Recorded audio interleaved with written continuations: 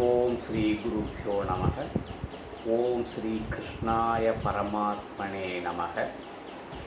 श्री भगवानुवाच यावानर्थ उदपाणे सर्वतः सम्प्लुतोदके तावान् सर्वेषु वेदेषु ब्राह्मणस्य विचानतः।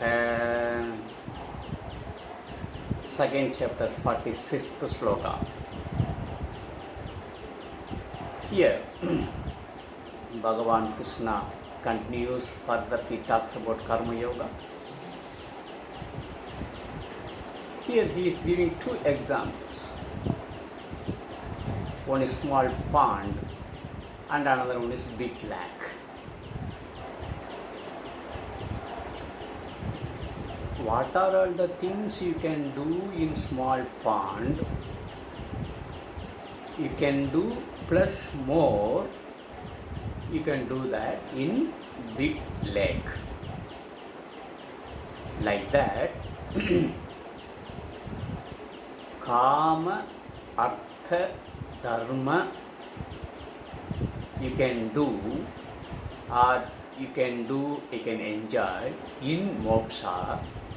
But what are all the things you cannot do in lake? You can do more than pond in a lake. Means that you can do more things in lake, less things in pond. Same way here, the permanent joy, which includes unpermanent joy.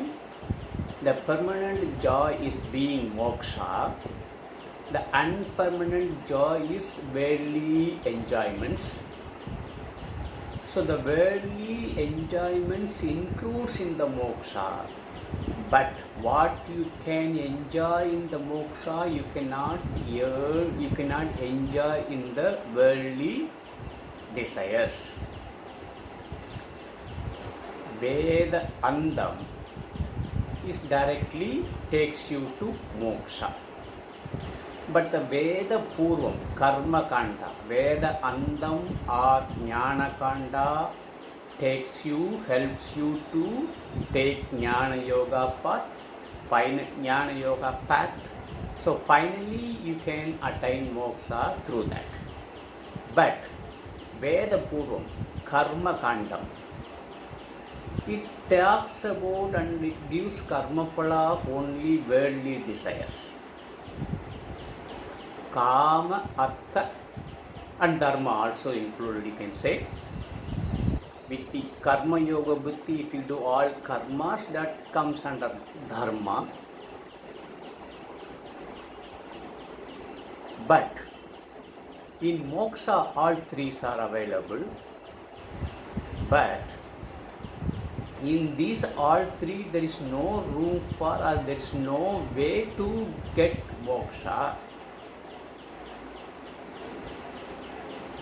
Because Dharma, again, with Karma Yoga Buddhi, if you do actions with Dharma in mind and with Karma Yogi attitude, if you perform, you are qualified to know Jnana Yoga.